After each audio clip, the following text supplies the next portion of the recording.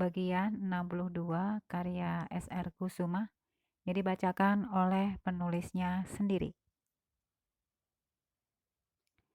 Tidak lama kemudian dokter datang dan segera memeriksa keadaan Lisa. Lisa mendapatkan suntikan untuk meredam rasa sakit pada perutnya. Setelah selesai memeriksa Lisa, Ibu Karmita mendapat penjelasan dari dokter mengenai sakit yang diderita gadis itu. Lambung Lisa mengalami masalah yang cukup serius dan dokter meminta Lisa untuk lebih memperhatikan kesehatannya dengan makan, istirahat yang teratur, dan juga menghindari stres. Putri ibu harus benar-benar memperhatikan kesehatannya. Jangan sampai sakitnya itu akan bertambah parah karena gaya hidupnya yang tidak sehat, menunda-nunda makan, kurang istirahat, dan stres. Panjang lebar dokter memberi penjelasan kepada Ibu Karmita mengenai sakit yang Lisa derita. Saya sudah memberi suntikan penahan rasa sakit dan saya menganjurkan agar putri ibu istirahat di rumah terlebih dahulu untuk beberapa hari ke depan. Baik dokter. Setelah memberikan resep obat, dokter pribadi sahabat Ibu Karmita itu pun pamit pulang. Sementara itu, Lisa tertidur pulas akibat pengaruh obat yang diberikan oleh dokter. Hari menjelang petang saat Lisa terbangun dari tidurnya. Ia tidak serta-merta bangkit dari tempat tidur karena kepalanya terasa pusing. Ya Tuhan, jangan sekarang. Jangan beri aku sakit saat aku tidak berada di rumah. Aku tidak ingin merepotkan orang lain. Beri aku kekuatan agar aku bisa mengikuti meeting besok, bisik Lisa dalam hati. Tiba-tiba ponsel di dalam tasnya berbunyi. Lisa segera meraih tas di samping ia tidur dan mengambil ponselnya. Saga, senyuman manis mengembang di bibirnya. Halo, sapanya kemudian lirih. Sa, syukurlah, akhirnya kamu mengangkat teleponmu. Kamu di mana? Aku sangat mengkhawatirkanmu. Terdengar suara Saga di seberang sana. Maaf ya Ga, aku tertidur. Tadi aku tidak tahu kamu menelponku. Tidur? Aku sedang tidak enak badan Ga. Apa? Kamu sakit sayang? Tanya Saga cemas. Entahlah Ga. Tiba-tiba kepalaku pusing sekali dan perutku sakit, jawab Lisa sambil berusaha untuk duduk. Bagaimana keadaanmu sekarang? Apakah sudah membaik? Ya, keadaanku semakin membaik. Ibu Karmita sudah memanggilkan dokter untuk memeriksaku tadi. Dokter? Ga, kamu tidak perlu khawatir sayang. Aku akan baik-baik saja. Lisa, kamu tahu, aku sangat mengkhawatirkanmu. Aku tidak tahu harus berbuat apa mendengar kamu sakit. Sementara kamu jauh dariku. Aku ingin sekali melihat keadaanmu sayang. Lisa tersenyum. Sayang, aku baik-baik saja di sini. Ibu Karmita merawatku dengan baik. Percayalah, Lisa berusaha meyakinkan Saga. Baiklah, kamu harus banyak istirahat dan makan. Jangan lupa. Iya, ini hanya sakit biasa saja. Sakit biasa. 3 bulan yang lalu kamu pun berkata yang sama padaku. Hanya sakit biasa. Dan ternyata kamu harus diopname karena terkena infeksi pencernaan. Jangan pernah meremehkan sakit, Sa. Iya, kamu ini cerewet sekali. Apa? Aku cerewet? Ah iya, kamu benar. Aku memang cerewet. Sampai-sampai aku harus melihatmu menangis menahan sakit dan harus terjaga semalaman karena kamu tidak bisa tidur. Suhu badanmu tinggi dan terus menggigau. Kamu muntah setiap saat. Dan aku harus membersihkan muntahanmu itu. Memastikan kamu selalu dalam keadaan bersih dan nyaman. Lisa tersenyum mendengar Saga mengomel panjang pendek. Dan kamu adalah perawat terbaikku sayang.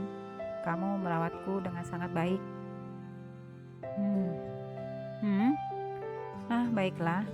Aku akan istirahat yang cukup dan makan yang banyak. Aku janji padamu, kamu jangan marah ya.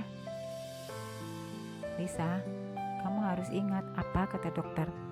Penyakitmu itu bisa kambuh sewaktu-waktu. Apabila kamu tidak bisa menjaga pola makan dan istirahatmu, Kamu bekerja tidak mengenal waktu. Iya, aku memang sudah tidak sehat sejak pulang dari puncak. Bukan karena pekerjaanku, Ga. Pekerjaanku tidak seberat yang kamu pikirkan.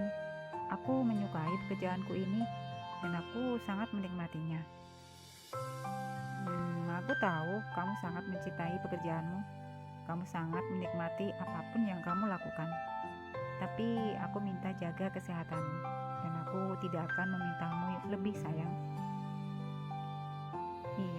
Iya, aku berjanji padamu untuk menjaga kesehatanku. Baiklah, cepat sembuh ya. I love you. Lisa tertawa kecil. Kenapa kamu tertawa? Tidak apa-apa. Aku senang kamu menelponku. Kamu tahu aku akan menjadi gila kalau tidak mendengar suaramu satu hari saja, Sah. Aku sangat merindukanmu. Jangan berlebihan. Aku pergi baru beberapa jam yang lalu. Entahlah, tetapi aku merasa kamu sudah terlalu lama meninggalkanku. Aku baru akan pulang besok, jadi kamu harus bersabar ya. Aku akan menjemputmu. Tidak usah. Ada Pak Usman yang akan mengantarku pulang. Lagi pula aku tidak akan tahu kapan aku akan pulang. Ibu Karmita mengundurkan jadwal pertemuannya. Sayang, kamu sedang tidak sehat, tapi kamu masih saja memikirkan pekerjaanmu itu. Kamu juga harus memikirkan dirimu sendiri, memikirkan kesehatanmu. Saga sedikit memprotes Lisa yang masih saja memikirkan pekerjaannya di saat tubuhnya sedang dalam keadaan tidak baik. Lisa terdiam. Tiba-tiba ia teringat kejadian di hotel itu. Sayang, iya, aku mendengarkanmu. Aku akan menjemputmu besok. Baiklah, terserah kamu saja. Oh iya, aku hampir lupa. Nadia dan Naya menitipkan salam untukmu.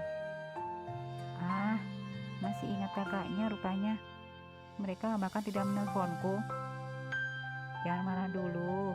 Mereka menelponmu berkali-kali, tetapi tidak kamu angkat. Mereka juga sangat mengkhawatirkanmu. Iya, maaf, aku tertidur. Aku akan menelpon mereka nanti. Baiklah, aku harus pergi.